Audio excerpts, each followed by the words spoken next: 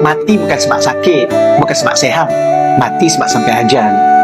Jadi ya Allah, Engkau sihatkanlah diri aku sampai akhir hayat aku. Ada sudut-sudut tertentu baik kita serah pada Allah, kerana Allah lebih tahu yang terbaik akhir kita bagaimana. Ya Allah, aku ni kalau boleh tolonglah jangan hidup susah ya Allah. Biarlah aku senang sampai mati. Patutlah syurga berada.